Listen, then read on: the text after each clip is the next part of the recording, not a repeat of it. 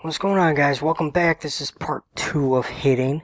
Kind of broke it up into two different pieces. We're digging deep into the approach today, and the biggest thing within your approach, the one thing that you should not change, is hunting the fastball. And you may get a pitcher where you face that throws opposite, okay, which is more off speed compared to throwing the fastball. But guess what? They're still going to throw it because they're still going to show that they got the fastball in their repertoire. Okay? So whenever they throw it, you got to make them pay. Okay? Anytime that they choose to throw that fastball, you need to make them pay, especially if they make a mistake. So especially young pitchers, let's just say high school or, middle school ages, that's when you're really going to start seeing the off speed. And if they're a backward type pitcher, they're still going to throw the fastball. So anytime, if they're so used to just throwing their off speed, one, you can make the adjustment to hit the off speed pitch, which is what you should probably be doing, especially if they're very rarely throwing that fastball, and try not to guess on throwing the fastball. So then your mindset is you go from hunt the fastball to react to fastball. So when you see it, trust your vision, okay? Because when you can see it out the hand, it makes it so much easier to be able to react. So you want, no matter what, hunt the fastball, make them pay for throwing the fastball, okay? Nothing bugs me more is when you take the pitch, you shake your head, oh man, that was a good pitch, I should have swung. Yes, you should have. Okay, why didn't you? Okay, swing the bat, be aggressive on it. Okay, the coach is not going to be upset if you're swinging at a fastball. Never going to be upset. Okay, but we get upset as coaches. You get upset as a player when you don't take that opportunity, especially when it's going to be probably your best pitch that you see the entire at bat. Hunt the fastball every single time. If you foul it off, you foul it off. At least you were aggressive and you got after it. Okay? Make the pitcher pay for wanting to throw either too many fastballs, or when they do throw it, you make them pay. Okay? Enough on that. Approach, hunt the fastball. Okay? 2, being selective aggressive. Okay? Being aggressive is one thing, okay? But it can also be reckless. Because you're going to swing at bad pitches. You're going to swing at pitches that you're just going to shake your head like, why did I swing at that? Okay? Trust your vision first. Okay? If you haven't done the vision training or started it, go do it. Selective aggressive means that you are being aggressive, especially early in the counts, in hitters counts, which we'll go over hitters counts and the type of approaches you need to be taking. But selective aggressive is you being aggressive on the pitches that you know you're going to drive. Okay? Especially before you get to 2 strikes. You're taking doubles hacks. You're taking power hacks. Okay? You can take harder swings. Okay? And but you're not letting those pitches go by that you know you can drive. That they're in your zone, you're swinging at pitches in your zone. Okay? You're not letting them go by. But if you know it's outside the zone, you're letting it go. Okay? If it's not in your strike zone, you let it go. When I was younger, I was not good at hitting the inside. So what I do? I didn't swing at inside pitches. I would only swing at an inside pitch when I got to 2 strikes. I wanted middle away. And I knew that. So I was just gonna take till I got those pitches. Okay, make sure you're setting yourself up for success, especially early in the counts. Okay, 2 strikes is a little bit different. We're about to go over the 2-strike approach today. Okay, so going into counts. Okay, the one thing we're gonna go over are quality at bats. Okay, but you got a job every single time that you're up to bat. But you also got to know the count each and every time. If you forgot it by chance, step out, ask the umpire, make sure. Okay. But, okay, 0-0 counts. You get that first pitch fastball, swing. Okay. So what? Now it's 0-1. Okay. You don't need to change your approach. If you get another good pitch, guess what? Put a good hack on it. You just missed that one. Now it's 0-2. But you get 3 pitches before you're out or before you reach base. Okay, 3 strikes before you're out. Take advantage. Okay, so when you get to 2 strikes, that approach changes. And I'm going to tell you that here in a second. So the counts that you should be really hacking in, because you know it's going to be a fastball count. Sometimes 0-0. I mean, the game's kind of going away from that, but typically the pitcher wants to get ahead on first pitches. It's typical that you're going to get a fastball. Like I mentioned, you might face that backward pitcher, maybe a little bit different, so you adjust. So 0-0, 2-0, 100%, because they don't want to fall behind. They want to at least even it up. So, I mean, probably your next 2 pitches, they're probably going to be fastballs. They may try to sneak it up on you, that's fine. Tip your cap. Be selective aggressive. If it's not a pitch that you can hit, why chance either taking a swing at it and making it out on a pitch that you knew you couldn't drive. And you just gave him an easy out. Now you hit it off the end of the bat, you got jammed. You know your swing. If something feels off, take it. If it's not in your zone in that count, take it. But if it's in your zone and you know it's your zone and you can drive that ball, you better be swinging. Okay, especially those fastball counts. So I mean, you got 0-0, 2-0, 100%, because the pitchers want to get ahead or get back into the count. 3-0, I mean, automatic fastball. If you're that good of a hitter and your coach gives you the green light, go for it. Typically, you should be taking, not swinging, in a 3-0 count. Okay. Guys struggling to find the zone, let them find the zone. Maybe the very next pitch, guess what? Goes to 3-1, which is another great count to hit in. Okay, typically your fastball count. Get after it. Put really good hacks on it. Your mentality is double hack or home run hack, whatever you want to call it. Okay? Driving in the power alley. Make them pay. Okay, for getting behind you. Okay? Starts getting tricky when it goes 0-1, 0-2. Your batting average in those counts goes down roughly 70 points. Okay, first pitch strikes. And then it can go down, 100, 200, 300 points. Okay, especially in 0-2 counts. So try not to get to 0-2 counts, be aggressive early. Only on pitches that you know you can drive. I mean, you're never going to avoid just, getting 2 strikes. That's going to happen. Okay, so when you get to 2 strikes, you have a 2-strike approach. This is typically where you want to make contact. So you're not going to take no power hacks. You still got a job. Okay, whether I got to move the runner over, whatever, get on, do something. Okay, which will be the next thing that we talk about. So your 2-strike approach. You're thinking middle away.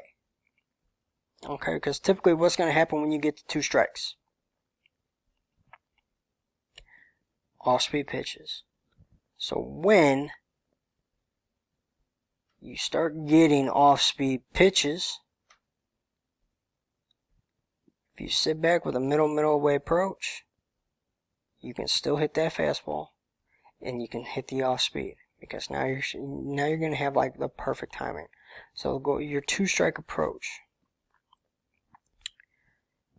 is to hit a fastball, or not fastball, sorry, hit a 1-hop seed to the second baseman. So say I'm a righty. If you're a lefty, 1-hop seed to the shortstop. It's going to keep everything in line. Keep your timing together, okay? If you get a little bit out ahead on an off-speed pitch, just pull it, okay? As long as you're keeping your hands behind the baseball, okay? Or you could do the 2-2-2. So let me just get up real quick. Let me pause it. Set. Okay, so the 2-2-2. I was taught this in high school. I mean, it works pretty well. But you get into that 2-strike count. 2-2-2. Choke up 2 inches. Move up 2 inches. So virtually crown the plate. And then move up a little bit. Okay, 2-2-2. Now, if you're worried about not hitting an inside pitch, guess what? I just choked up two more inches to give me better bat speed, bat control. Okay. Now, what I always used to do is get wider and kind of eliminate my stride. Okay, get a little bit lower, get those hands back, and ready to go. Okay, that's what I used to do. I actually like that approach a little bit better, but sorry for that light. For me, that approach worked, but the other approach 100% works. That was my coach in college. His approach, it 100% works. Just didn't work for me, which is fine.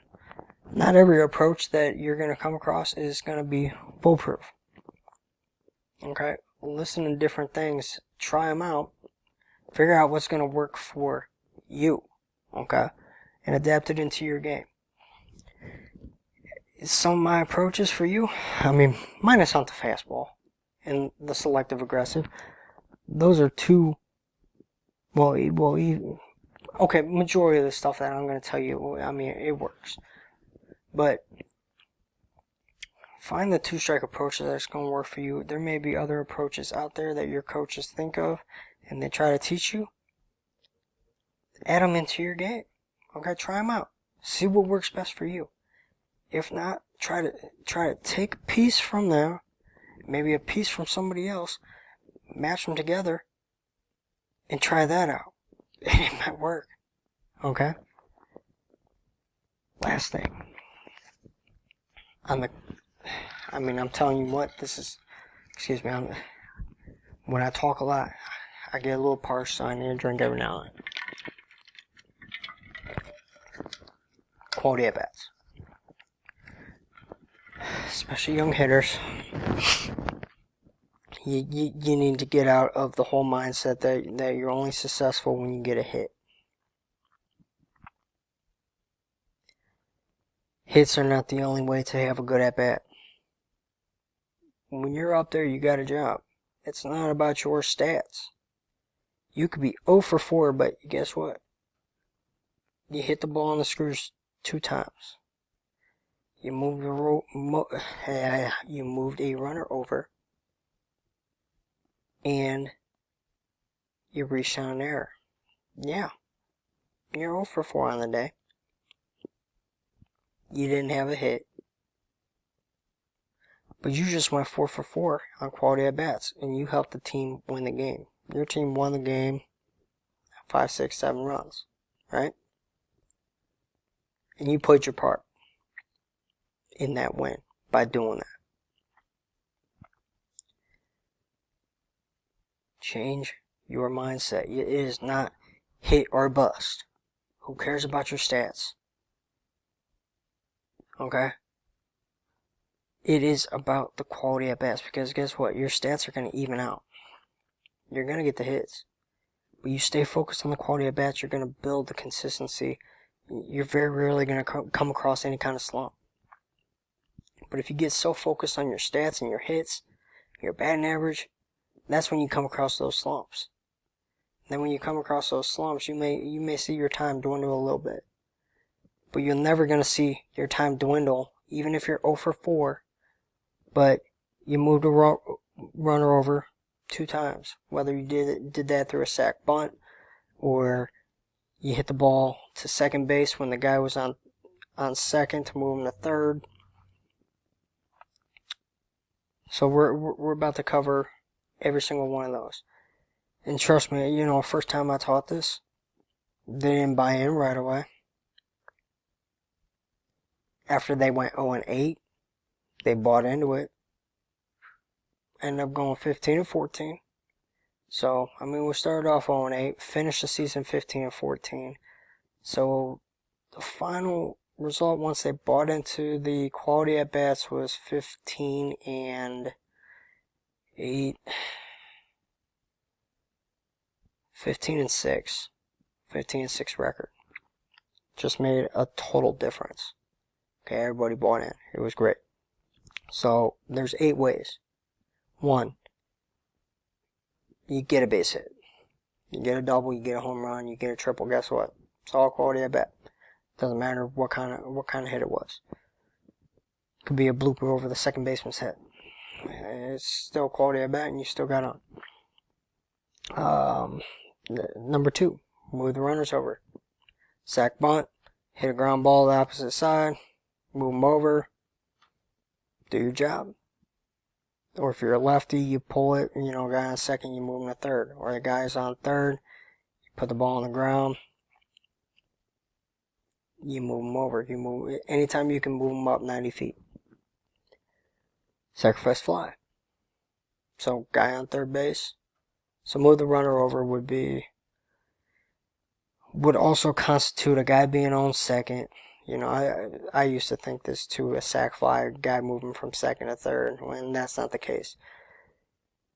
That would fall under move the runner over. Sac fly is getting him in from third base and they tag up. Okay? Then you got a hard hit out, because guess what? You still hit the ball on the screws. You still had a good at bat. You may just hit it right at somebody. That happens. Reach out in there. Guess what? You hustled down the line, you got rewarded. You're on first base. That's the only thing that matters. You're on first base. Who cares if you booted it? Score. Make them pay now. Okay? Then you got walks. You're on first base. It's quality at bat. Right? Get hit by a pitch. Nothing bugs me more when I see the guys scooting out of the way. Anytime I saw my guys barrel out the way, get out of the pitch, because I always took hit by pitches.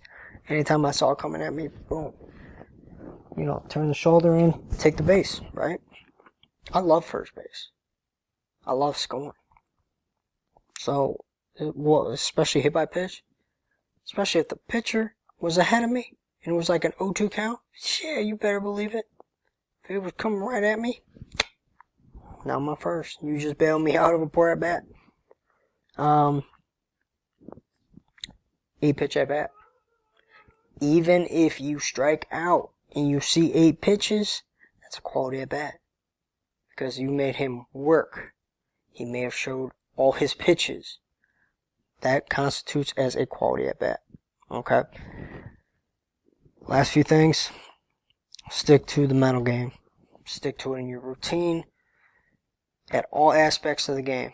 The big thing is having a good routine, implementing your mental game, whether that be your pregame routine, your in-game routine, your post-game routine. It don't matter. The mental game is always a part of it. Get the mental game down. Get that deep breath down. Clear the head. Okay? And then, last thing is just practice situations. Okay, this is what you need to do.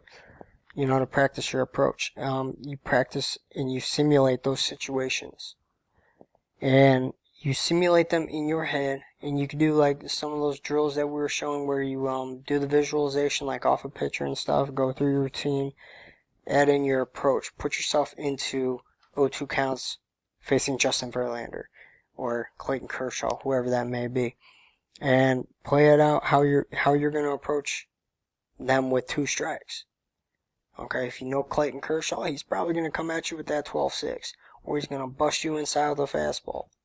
Okay, or he's going to throw it away to you, and work to know what you need to do in those situations. Okay, approach it mentally. I mean, approach is all mental.